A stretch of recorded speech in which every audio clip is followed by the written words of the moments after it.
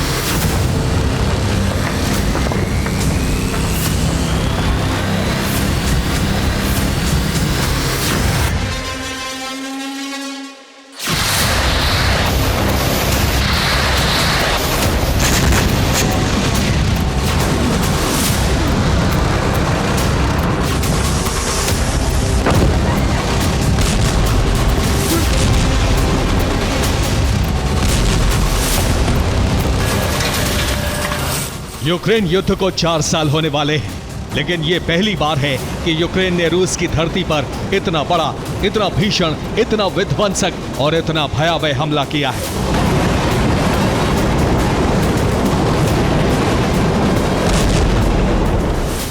जिस वक्त पोलैंड में ड्रोन हमले की वजह से रूस और नेटो में तनाव चरम पर है, उसी वक्त ज़ेलेंस्की और उनकी सेना ने रूस में ऑपरेशन क्विदाइन लॉन्च कर दिया।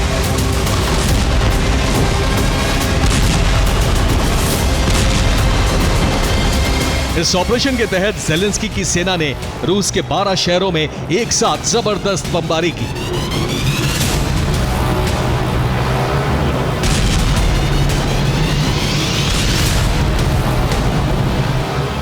Moscow, Smolensk, Bryansk, Leningrad, Tula, Kaluga, Oryol, Kursk, Tver, Pskov, Saint Petersburg में भीषण हमले किए गए। ऐसा हमला यूक्रेन ने रूस में अब तक नहीं किया था। इतना ही नहीं, यूक्रेन ने रूस के कैलिनिनग्राद को भी सीरियल विस्फोट कर दहला दिया।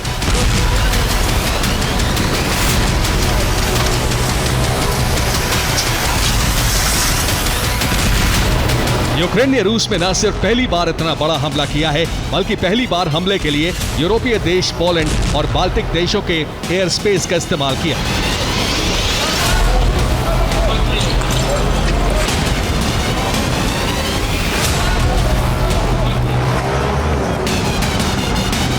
यूक्रेन ने कैलिनिनग्राद में जो हमला किया है वो यूरोप के एयर स्पेस का इस्तेमाल करते हुए किया है।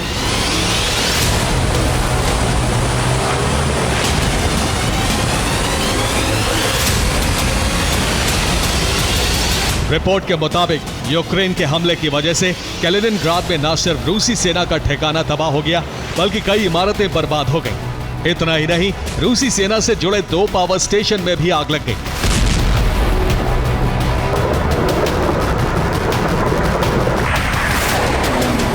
कैलिनिनग्राद हो या फिर रूस के दूसरे प्रांत, यूक्रेन ने हमले के लिए यूरोप से मिले आधुनिक ड्रोन और मिसाइलों का इस्तेमाल किया।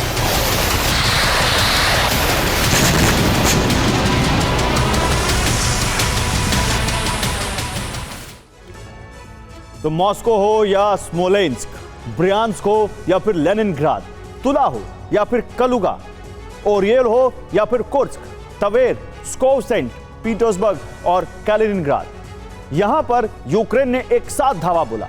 यूक्रेन के हमले के बाद रूस में जलजला आ गया। पहली बार रूस के 12 प्रांत एक साथ जलने लगे। यूक्रेन ने रूस में पहली बार यूरोप की तरफ से हमला किया। हमले के लिए पहली बार यूरोप के एयर स्पेस का इस्तेमाल किया गया। पोलैंड के एयर स्पेस से रूस के कैलिनिनग्राद में हमला किया गया।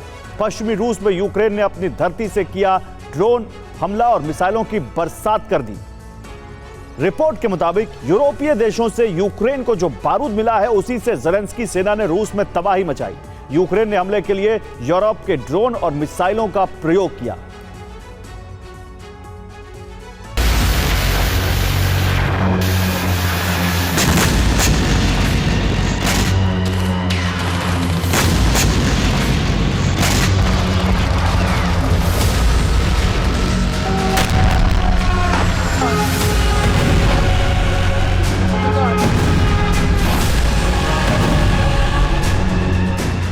यूक्रेन के टारगेट पर इस बार पूरा पश्चिमी रूस था। ड्रोन और मिसाइल हमलों से पश्चिमी रूस बुरी तरह थर्रा उठा।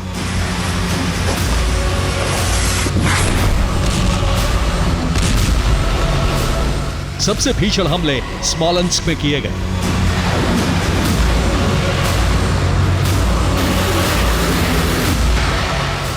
स्मोलेंस्क में यूक्रेन के हमले में लुकोइल की ऑयल रिफाइनरी जल गई।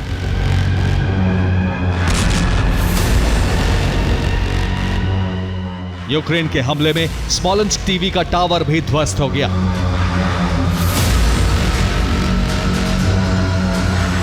स्मोलेंस्क में ही यूक्रेन के ड्रोन ने गैस स्टेशन को हिट किया। विस्फोट में गैस स्टेशन तबाह हो गया।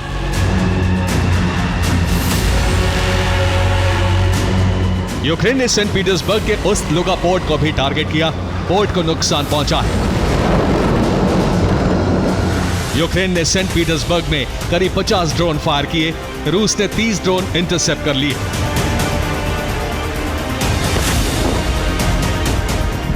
लेकिन 20 ड्रोन अलग अलग इलाकों को दहलाने में सफल रहे।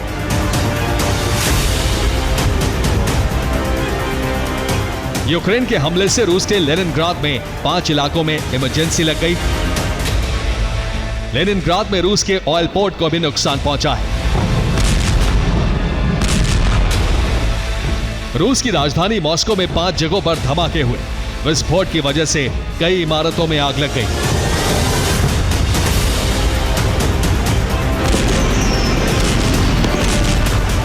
अब सवाल यही है कि आखिर रूस में जबरदस्त हमले के पीछे ज़ेलेंस्की का प्लान क्या है?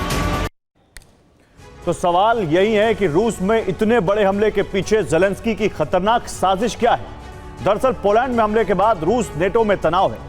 ज़ेलेंस्की इस तनाव का फायदा उठाना चाहते हैं, लेकिन यूक्रेन यूरोप के एयर स्पेस से अटैक कर रहा है। ज़ेलेंस्की तनाव का फायदा उठाना चाहते हैं। यूक्रेन यूरोप के एयर स्पेस से हमले कर रहा है और ऐसा कर रूसी सेना को भड़काने का प्रयास है।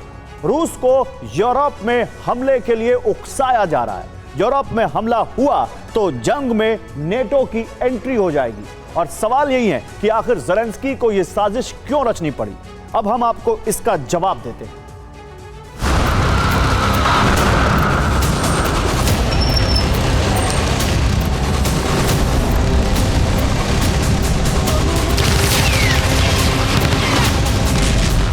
ज़ेलेंस्की चाहते भी यही है कि रूस और नेटो में जंग शुरू हो जाए। यूक्रेन के भड़काने पर रूस यूरोपीय देशों में हमला करेगा तो नेटो देश रूस के खिलाफ पलटवार करेंगे। ऐसे में रूस और नेटो देशों में सीधी जंग छिड़ जाएगी।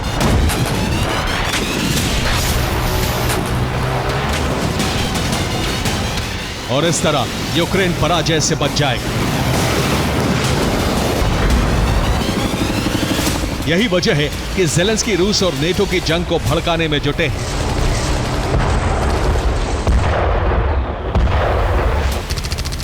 दरअसल रूस यूक्रेन युद्ध को लेकर ट्रंप का रुख ज़ेलेंस्की को परेशान कर रहा है।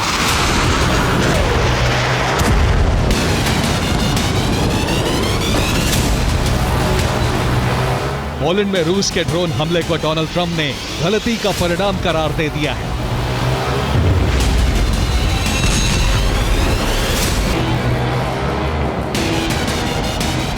सुना आपने, पोलैंड में रूस के ड्रोन हमले को पुतिन ने महज एक हादसा करार दिया है।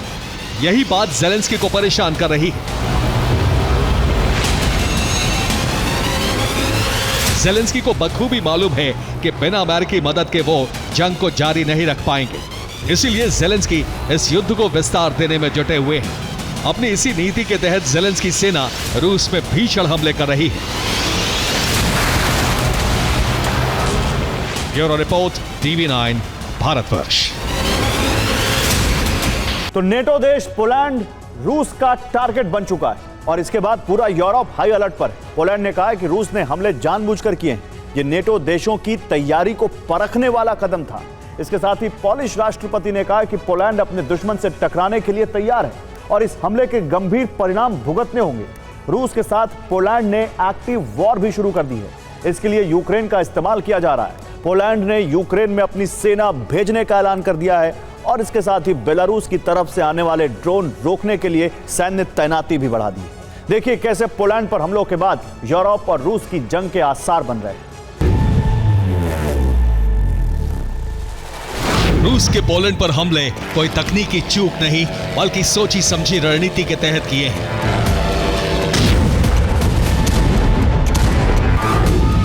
ये पोलैंड ने अपनी जांच के बाद कहा है।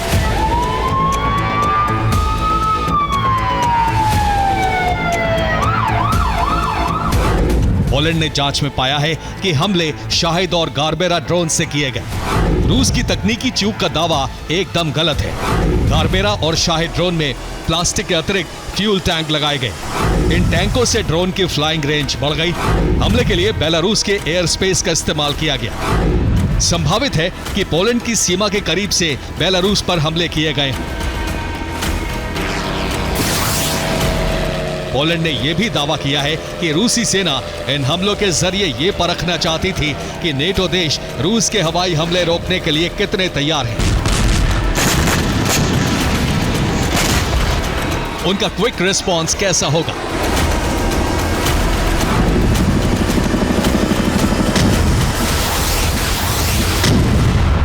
इसके अलावा जांच में यह भी जानकारी सामने आई है कि रूस ने अपने ड्रोन में जिस टारगेट को हिट करने का डेटा सेट किया था वो पोलैंड का एक अहम एयरपोर्ट था।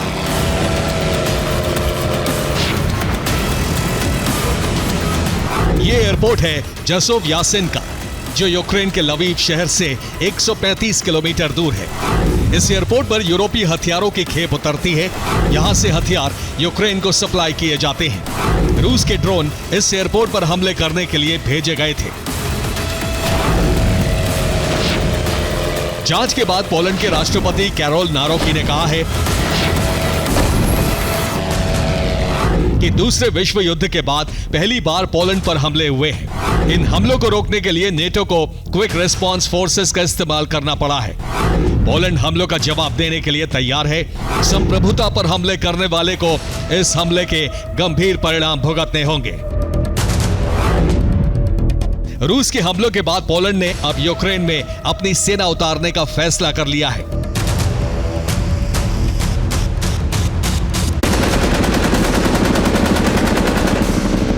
यूक्रेनी रक्षा मंत्रालय ने कहा है कि अब सेना को रूसी ड्रोन गिराने की ट्रेनिंग दी जाएगी और यह प्रशिक्षण यूक्रेन की रणभूमि में होगा।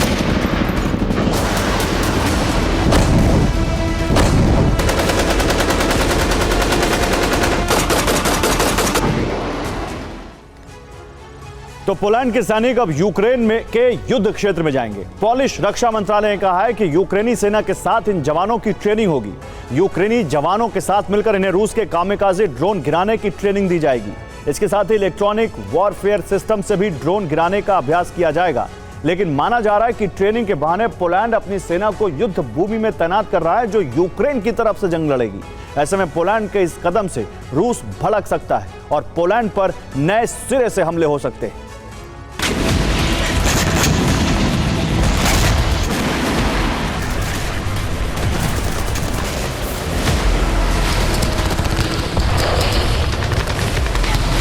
यूरोप के अलग अलग देशों ने भी पोलैंड पर हमलों के बाद रूस के खिलाफ डिप्लोमेटिक और सामरिक कदम उठाने शुरू कर दिए हैं।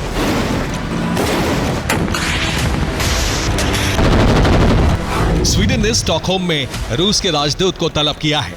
पोलैंड पर ड्रोन हमलों के बाद स्वीडन के विदेश मंत्रालय ने कड़ा एतराज जताया है।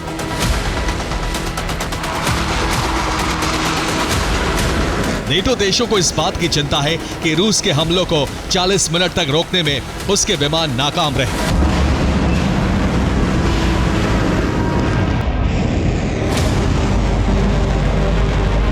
रूस के ड्रोन पोलैंड के एयर स्पेस में 60 किलोमीटर से ज्यादा अंदर तक घुस गए और पोलैंड के विमान उन सबको गिराने में नाकाम रहे।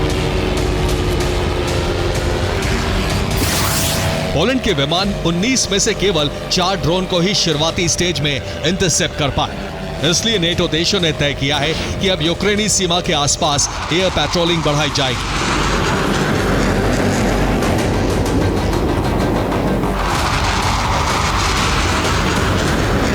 जर्मनी अपने फाइटर जेट की गश्त बढ़ाएगा। ये जर्मनी की सीमा से लेकर पोलैंड होते हुए यूक्रेनी सीमा तक गश्त लगाएंगे।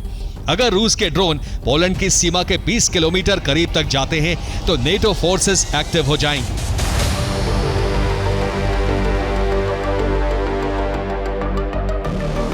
इसके अलावा पोलैंड ने भी अपनी सीमा के करीब एक्सक्लूजन जोन घोषित कर दिया है। यूक्रेन से सटी सीमा में उड़ानों पर रोक लगा दी गई है।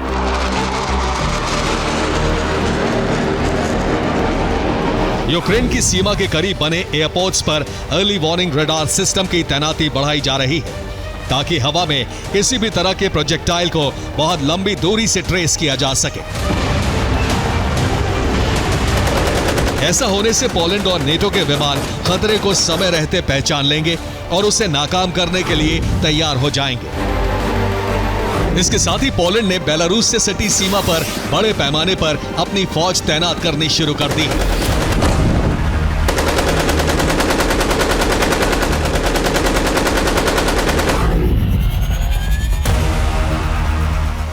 ये पॉलिश सेना के ट्रक और सैन्य वाहन हैं जो बेलारूस की सीमा के करीब देखे गए हैं।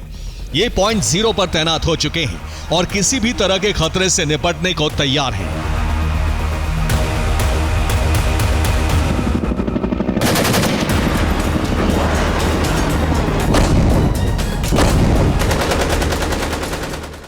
और पोलैंड ने बेलारूस बॉर्डर पर नो फ्लाई जोन घोषित कर दिया है। इसके साथ ही पोलैंड ने बेलारूस बॉर्डर पर सैन्य तैनाती बढ़ा दी है। बेलारूस से सटी सीमा पर पोलैंड ने 40,000 जवान तैनात कर दिए हैं। बड़े पैमाने पर टैंक और सैन्य वाहनों की तैनाती की गई है। इसकी वजह यह है कि रूस के ड्रोन बेलारूसी एयर स्पेस से ही पोलैंड में आए थे।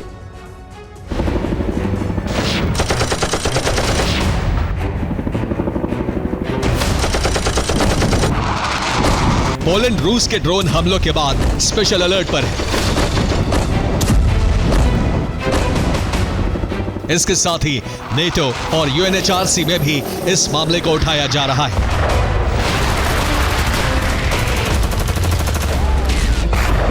रूस भले ये दावा करे कि गलती से उसके ड्रोन यूक्रेन के बजाय पोलैंड के एयर स्पेस में पहुंचे, लेकिन पोलैंड ये बात मानने को तैयार नहीं है।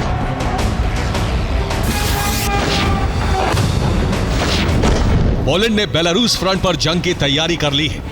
रूस को ड्रोन हमलों का जवाब देने का ब्लूप्रिंट तैयार हो चुका है। अगर नेटो देशों की सहमति बनती है तो पोलैंड रूस या बेलारूस में सर्जिकल स्ट्राइक जैसा कदम भी उठा सकता है। Bureau report, TV9, Bharatvarsh. और यूरोप में हालात लगातार बिगड़ रहे हैं। नेटो देश रूस को जवाब देने की तैयारी में जुट गए। अब अगर किसी भी नेटो देश पर रूस ने ड्रोन हमला किया तो नेटो कभी भी आर्टिकल 5 लागू करके रूस पर पलटवार कर सकता है। हालांकि रूस ने भी आक्रामक तेवर जाहिर कर दिए।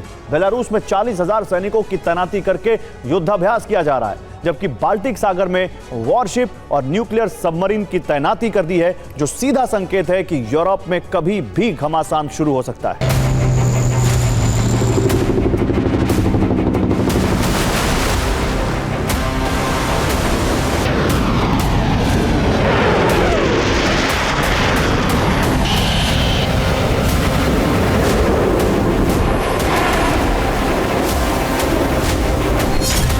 पोलैंड में रूस के 19 ड्रोन गिरने से नेटो देशों की घबराहट बढ़ी हुई है। कहीं रूस हमला न करते, इस बीच नेटो ने आर्टिकल 4 लागू कर दिया है। अब यूरोप में हालात युद्ध के बनते जा रहे हैं। खास तौर से बाल्टिक देशों में हड़कंप मच गया है।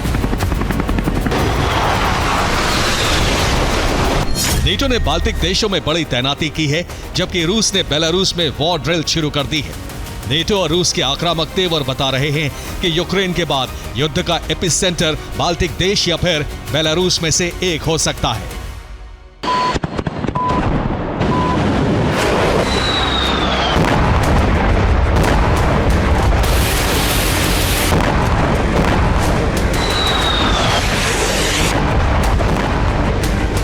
यूरोप में विध्वंस का काउंटडाउन शुरू हो चुका है। अब कभी भी रूस नेटो में घमासान शुरू हो सकता है।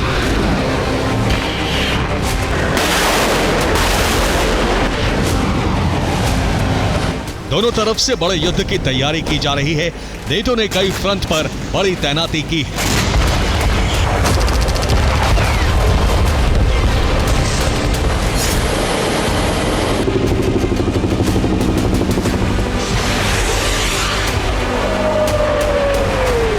पहला फ्रंट लिथुआनिया, दूसरा फ्रंट लातविया, तीसरा फ्रंट एस्टोनिया, चौथा फ्रंट फिनलैंड और पांचवा फ्रंट पोलैंड।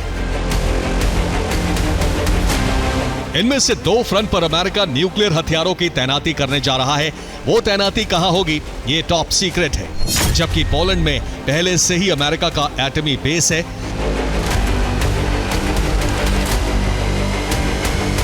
जबकि रूस ने कैलिनिनग्राद को वॉर रेडी कर दिया है।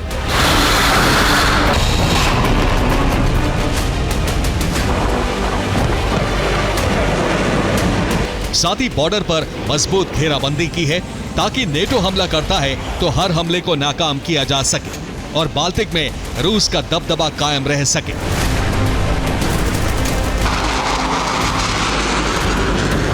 सिर्फ कैलिनिनग्राद ही नहीं बल्कि बेलारूस में भी रूस बड़ी तैयारी कर रहा है।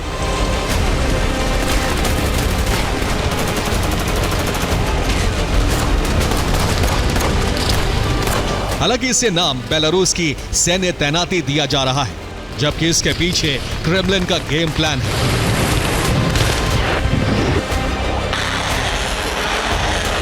पेंटागन की सीक्रेट रिपोर्ट है कि इस दौरान रूस न्यूक्लियर युद्धाभ्यास भी करेगा। इसकी भनक नेटो को भी लग चुकी है। यही वजह है कि नेटो लगातार बेलारूस पर निगरानी रख रहा है। उसने अपने जासूस एक्टिव कर दिए हैं। इसके अलावा सैटेलाइट से भी नजर रखी जा रही है और पोलैंड के एयर स्पेस से टोही विमान भी जासूसी कर रहे हैं।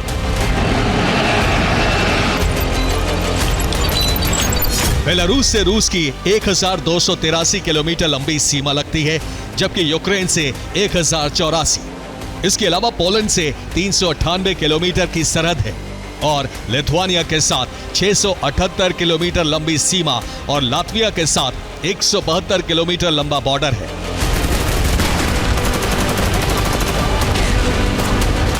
रूस के अलावा बाकी देशों से बेलारूस का टकराव है, क्योंकि बेलारूस रूस का सहयोगी है। इसलिए रूस ने बेलारूस में अतिरिक्त सैनिक भेजकर बॉर्डर सुरक्षित किया है, जबकि सबसे ज्यादा तैनाती पोलैंड और यूक्रेन बॉर्डर पर की है।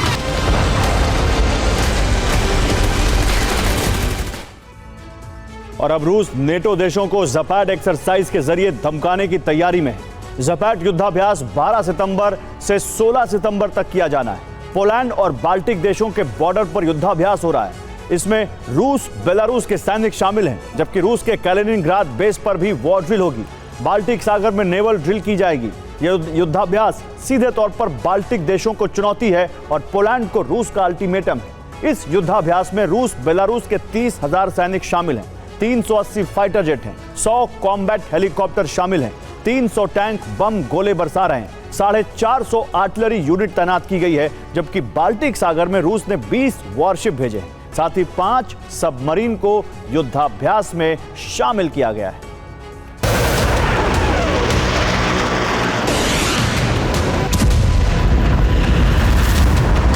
बेलारूस में हो रही ज़पैड ड्रिल को देखते हुए नेटो कभी भी फ्रंट लाइन पर आ सकता है।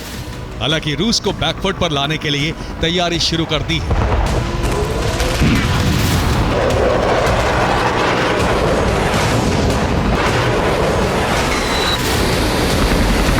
एक तरफ यूक्रेन मोर्चे से रूस पर हमले कराए जा रहे हैं,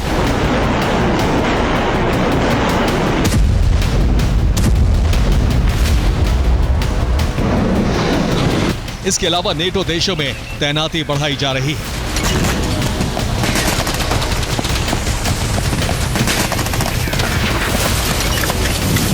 नेटो ने बाल्टिक सागर में कई वॉरशिप भेजे हैं और बाल्टिक देशों में सैन्य तैनाती बढ़ाई है।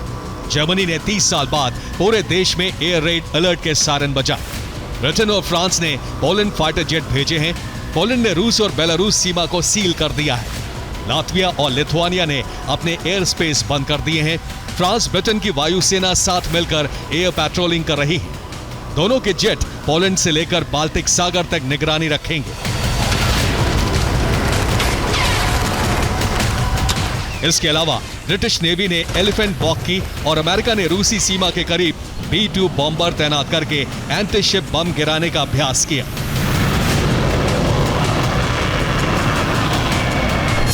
रूसी सेना के करीब नेटो ने बड़ी सैन्य तैनाती कर दी है।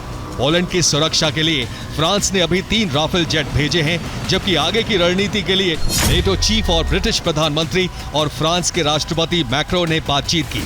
अब रूस को लग रहा है कहीं कैलिनिनग्राद की घेराबंदी ना हो जाए।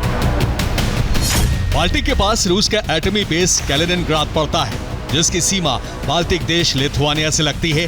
कैलिनिनग्राद लिथुआनिया बॉर्डर करीब 261 किलोमीटर लंबा है, जिस पर रूस ने 5 लेयर सुरक्षा चक्र तैयार किया है, जिससे अभेद्य किला बन गया है। रूस का एटमी बेस कैलिनिनग्राद पहली लेयर में गहरी खाई है, दूसरी लेयर में लैंड माइन्स बिछाई गई हैं। अगर दुश्मन टैंक लेकर घुसता है तो उसके टैंक तबाह हो जाएंगे। तीसरी लेयर में टैंक बटालियन लगाई गई है, जो वॉर रेडी है, यानी दुश्मन को देखते ही हमला कर दिया जाएगा। चौथी लेयर में एयर डिफेंस सिस्टम की तैनाती की गई है, जो मिसाइल अटैक को रोकेगा, जबकि 5वीं लेयर में रूसी सैनिक हैं, जो आमने सामने की जंग के लिए तैयार हैं। खतरा सिर्फ बाल्टिक देशों तक ही नहीं है, बल्कि नॉर्डिक देश भी सहमे हुए हैं। अगर पुतिन का पारा बढ़ा तो वो नॉर्डिक देशों पर भी हमला कर सकते हैं, क्योंकि नॉर्वे, स्वीडन और फिनलैंड लगातार यूक्रेन को मदद भेज रहे हैं।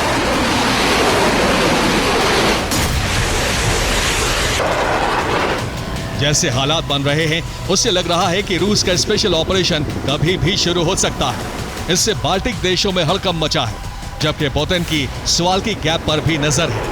घेराबंदी के लिए बाल्टिक सागर में रूस ने वॉरशिप और एटमी सबमरीन तैनात कर दी है। ऐसी भी आशंका है कि वॉरशिप से नेटो बेस तबाह करने के बाद ग्राउंड ऑपरेशन शुरू किया जाए। हेलीकॉप्टर से स्पेशल कमांडो सुवाल्की पर उतारकर तबाही मचाई जाए। Bureau report, TV9 Bharat. रूस यूक्रेन की जंग में अचानक आक्रामकता बढ़ने लगी है। दोनों तरफ से हमलों की गति बढ़ गई है। यूक्रेन काला सागर तक रूसी सैन्य ठिकानों को टारगेट बना रहा है, तो रूसी सेना ने यूक्रेन के शहरों पर बारूदी तूफान उठा दिया है। अब सवाल यह है कि आखिर ऐसा क्या हुआ?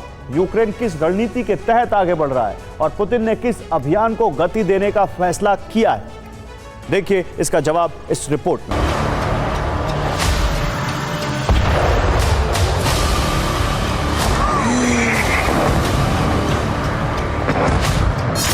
बारूद से यूक्रेन की तबाही का इतिहास गढ़ने वाले ये धमाके अब सामान्य नहीं हैं। ये टारगेट भी सामान्य नहीं है और इन हमलों का असर भी सामान्य नहीं है। ये गति पहले से ज्यादा है। ये हमले भी घातक और टारगेटेड हैं।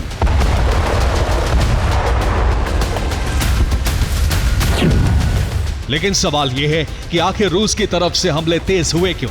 क्या पुतिन ने यूक्रेन विनाश का मिशन शुरू कर दिया है, या फिर यूक्रेन पर रूस के तेज हमले बदले की कार्रवाई है?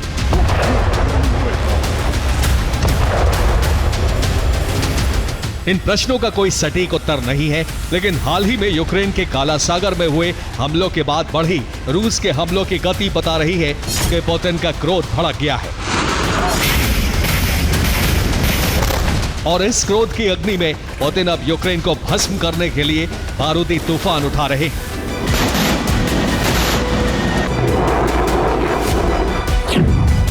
नष्ट हुआ रूसी युद्धपोत, भड़का पुतिन का क्रोध।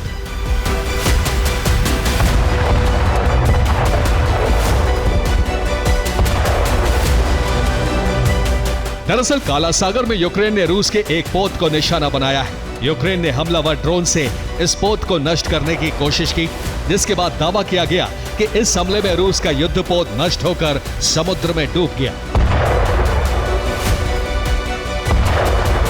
हालांकि यूक्रेन के इस दावे का रूस ने खंडन किया है कि पोत समुद्र में डूब गया। रूस का दावा है कि जहाज को मरम्मत के लिए भेज दिया गया है, लेकिन नुकसान बहुत बड़ा हुआ है।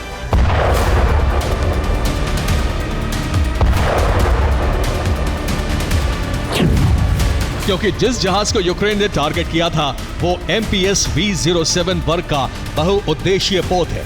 स्पासैटल इलिन नाम के इस पोत की कीमत $60 मिलियन यानी 5 अरब 29 करोड़ रुपए से भी ज्यादा है, जो diving complex, remote control device, side scan sonar और PER फैसिलिटी से लैस है।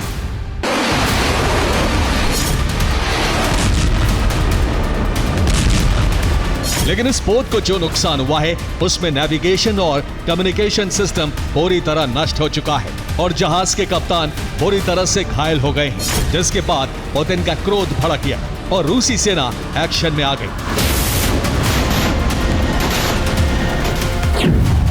जिसमें पहली कार्रवाई ये हुई कि रूस ने जॉर्जिया के पास तैनात अपनी नेवल फोर्स को काला सागर में बुला लिया और ये फोर्स अब यूक्रेन पर तेजी से टारगेटेड विध्वंसक प्रहार करेगी।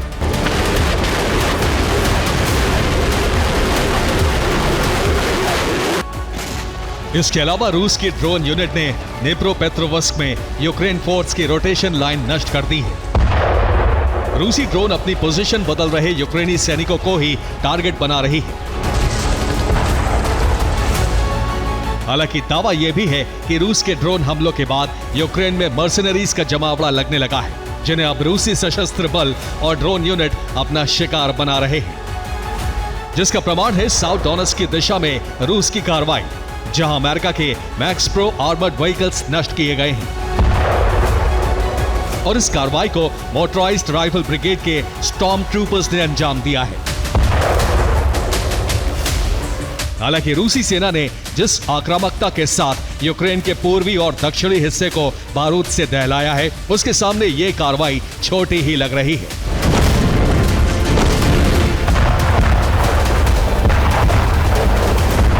क्योंकि पुतिन के आदेश के तहत यूक्रेन में भीषण तबाही पर मोहर लगाई जा चुकी है।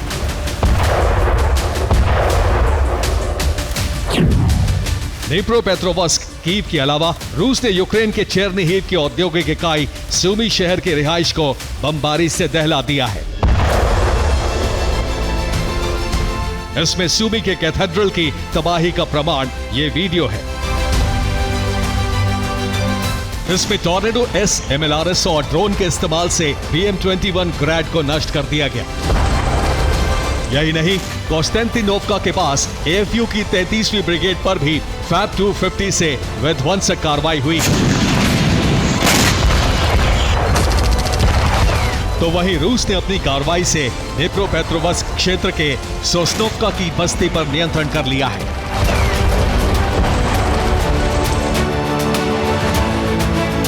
लेकिन इसका यह मतलब कतई नहीं है कि यूक्रेनी सेना ने रूसी कार्रवाई के सामने घुटने टेक दिए हैं, बल्कि यूक्रेनी सेना की कार्रवाई में भी तेजी आ गई है। बेलगोरोद तक हमले तेज कर दिए हैं। वहीं दूसरी तरफ ज़ेलेंस्की ने ज़ेपोरिज़िया की साजिश को भी अंजाम तक पहुंचाने की तैयारी शुरू कर दी है।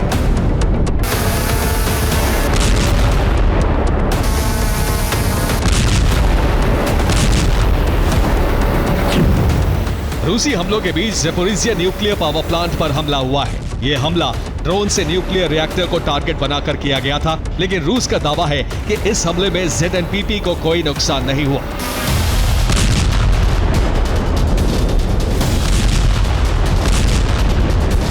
यानी ज़ेलेंस्की न्यूक्लियर हादसे को अंजाम देकर रूस को इसका दोषी बनाना चाहते हैं, जिसे रूस ने प्रमाणित करने की कोशिश की।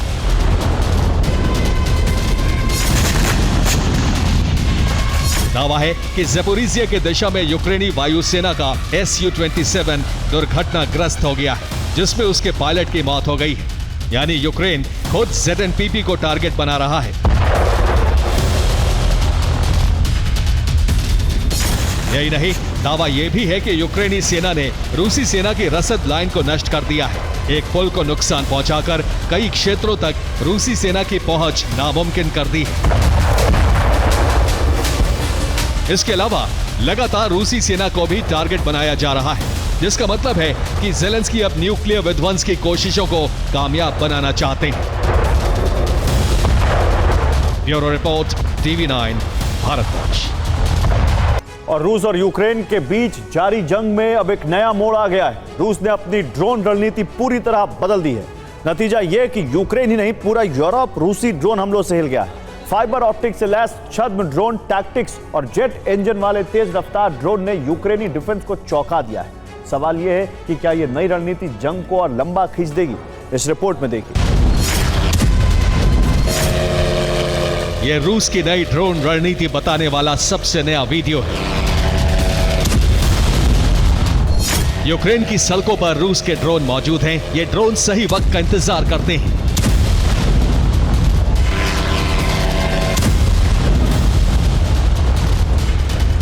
खामोशी से सड़क के किनारे तैनात रहते हैं और जैसे ही यूक्रेन की सेना का काफिला आसपास से गुजरता है, तबाही मचा देते हैं।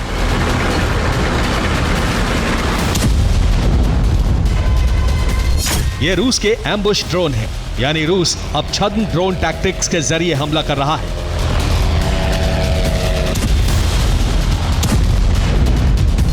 ये एकदम नए तरह का ड्रोन वॉरफेयर है जिसने यूक्रेन समेत पूरे यूरोप में हड़कंप मचा दिया है।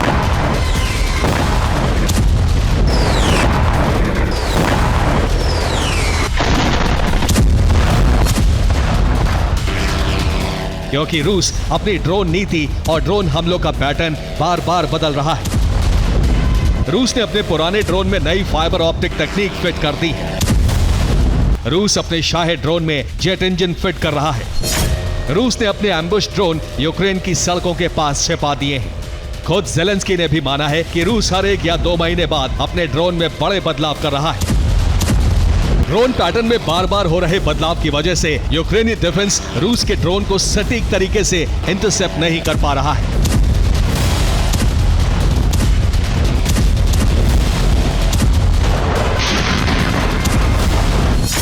राष्ट्रपति ज़ेलेंस्की ने 11 सितंबर को फिनलैंड के राष्ट्रपति अलेक्जेंडर स्टब के साथ एक प्रेस कॉन्फ्रेंस की और इसमें बताया कि रूस अपने ड्रोनों में हर 2-3 महीने में बदलाव कर रहा है।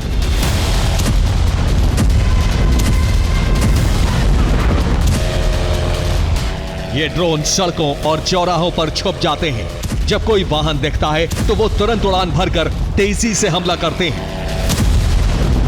यह हमला इतनी तेजी से होता है कि यूक्रेन की सेना को संभलने का कोई मौका ही नहीं मिलता।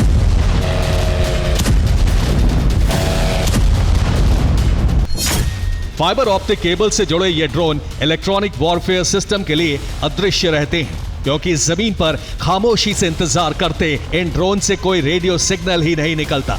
इसलिए रूस के एम्बुश ड्रोन और पुराने ड्रोन में लगाई गई फाइबर ऑप्टिक तकनीक ने यूक्रेन के एयर डिफेंस को लाचार कर दिया है। यूक्रेन ने दावा किया है कि रूस यूक्रेन में सोलर पावर ड्रोन से हमला कर रहा है। ये ड्रोन सूर्य की ऊर्जा से अपनी बैटरी रिचार्ज करते हैं, जिससे वो लंबे समय तक छुप सकते हैं।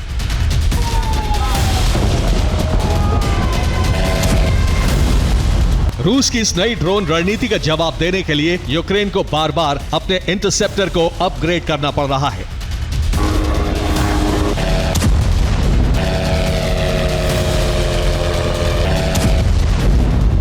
यूक्रेन को सबसे ज्यादा नुकसान रूस के वो शाहे ड्रोन कर रहे हैं जिन्हें उनकी बढ़ी हुई स्पीड और रेंज की वजह से यूक्रेन का एयर डिफेंस सिस्टम इंटरसेप्ट नहीं कर पा रहा है।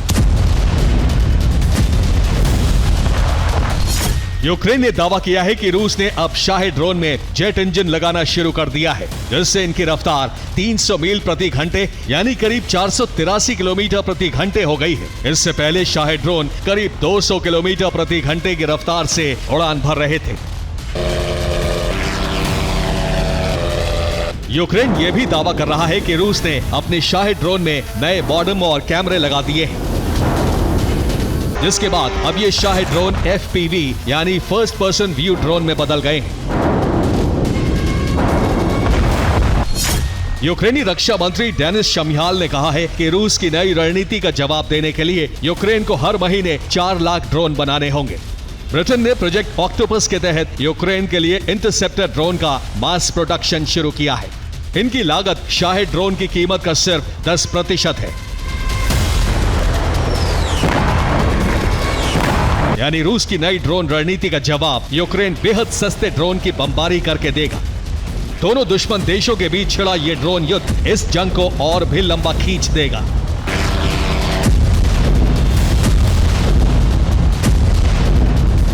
इसीलिए यूरोपीय संघ की प्रतिनिधि काजा कलास ने कहा है कि रूस और यूक्रेन का युद्ध अब कम से कम 2 साल और चलेगा।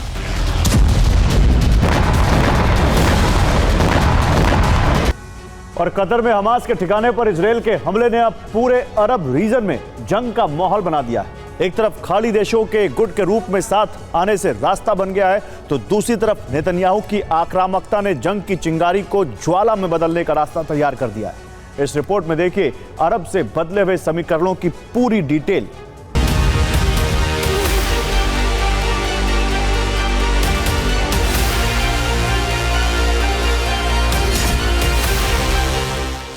ये दो तस्वीरें ऐसी हैं जिसने अरब में जंग के चिंगारी सुलगा दी। हमला कतर पर हुआ है, जिसमें पहला हमला ईरान ने जून में अमेरिकी बेस को टारगेट बनाकर किया था। वहीं मंगलवार को इजरायल ने हमास के ठिकाने को टारगेट बनाकर कतर को धमाके से दहला दिया।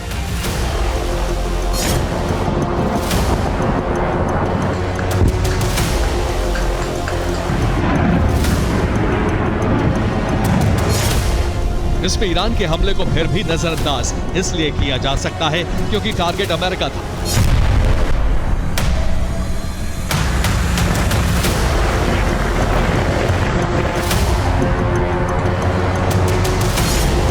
लेकिन नेतन्याहू के आदेश पर कतर को दहलाने की कार्रवाई किसी को बर्दाश्त नहीं।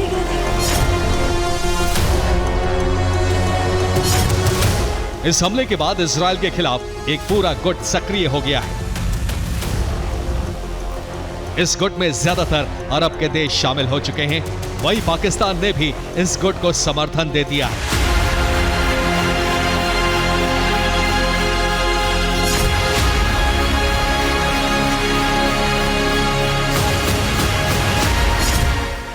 दुनिया में अलग थलग पड़े पाकिस्तानी हुक्मरान ने इसे एक मौका मानकर अपने कदम आगे बढ़ा दिए हैं, जिसके तहत वो न सिर्फ समर्थन देने कतर पहुंचे बल्कि कतर में मुस्लिम देशों को एकजुट होने की जरूरत भी बताई।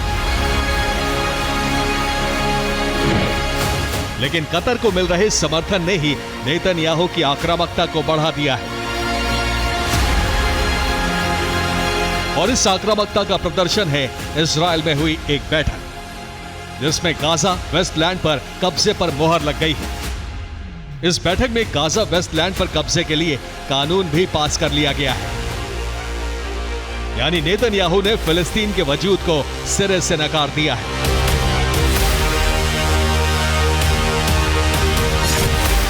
और यह संकेत नहीं है बल्कि घोषणा है। यानी ये बेंजामिन नेतन्याहू की वो शपथ है जिसमें गाजा और वेस्ट बैंक का नामो निशान पूरी तरह से मिट जाएगा।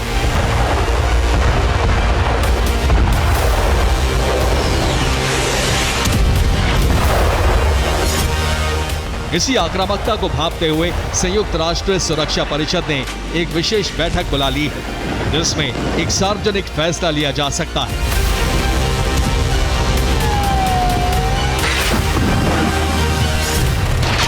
लेकिन दूसरी तरफ ट्रंप ने कतर के प्रधानमंत्री को मिलने के लिए बुलाया है, जिससे अनुमान लगाया जा रहा है कि ट्रंप कतर को सुरक्षा गारंटी दे सकते हैं। इसके बदले हमास के खिलाफ जंग छेड़ने पर सहमति मांग सकते हैं। दरअसल ट्रंप अगर कतर को सुरक्षा गारंटी देते हैं तो कई सौदे वो एक साथ कर पाएंगे, जिसमें कतर की जमीन का इस्तेमाल हमास और ईरान के खिलाफ होना शामिल होगा। और संभव इसलिए है क्योंकि नेतन्याहू का दावा है कि वो अमेरिका के साथ मिलकर काम कर रहे हैं, जो हमलों में छूट को अनुमति देता है। यही वजह है कि अमेरिका विरोधी धड़ा सक्रिय है। रूस के विदेश मंत्री सर्गेई लावरोव के मुताबिक इजरायल के हमलों पर अंकुश लगना चाहिए। खाड़ी देशों में संतुलन बनाया जाना जरूरी है। और डोनाल्ड ट्रंप के करीबी अमेरिका के युवा नेता चार्ली कर्क पर गोली चलाने वाला स्नाइपर पकड़ा गया है। कर्क के कत्ल का आरोपी सिर्फ 22 साल का है। उसका नाम है टाइलर रॉबिन्सन। ट्रंप ने उसकी गिरफ्तारी की पुष्टि की है, लेकिन अभी तक यह रहस्य बना हुआ है कि टाइलर ने 180 मीटर दूर से कर्क पर गोली क्यों चलाई थी। अमेरिका की यूटा वैली यूनिवर्सिटी में जिस शार्प शूटर ने ट्रंप के करीबी अमेरिकी पॉलिटिकल एक्टिविस्ट चार्ली कर्क की गर्दन में गोली मारी, वो पकड़ा गया है। खुद अमेरिका के राष्ट्रपति डोनाल्ड ट्रंप ने इस खबर की पुष्टि की है। जिस तरह सैकड़ों लोगों के सामने शार्प शूटर ने चार्ली कर्क की हत्या की और उसके बाद बचकर भाग भी गया, उसके बाद अमेरिका की सुरक्षा और खुफिया एजेंसियों के लिए कातिल को पकड़ना साख का सवाल बन गया था। अमेरिका की सुरक्षा एजेंसी FBI ने संदिग्ध की तस्वीर जारी की थी। उसके बाद एक सीसीटीवी फुटेज में एक शख्स यूनिवर्सिटी कैंपस की एक छत कूदकर भागता हुआ दिखाई दिया। इसी सीसीटीवी फुटेज का जिक्र ट्रंप ने अपने बयान में किया है। इस क्लिप में हमलावर का चेहरा साफ नहीं दिख रहा था, लेकिन इसके बाद सीसीटीवी की कड़ियां जुड़ती चली गईं और आखिरकार कर्क का कातिल पकड़ा गया। Bureau report, TV9, Bharatvarsh.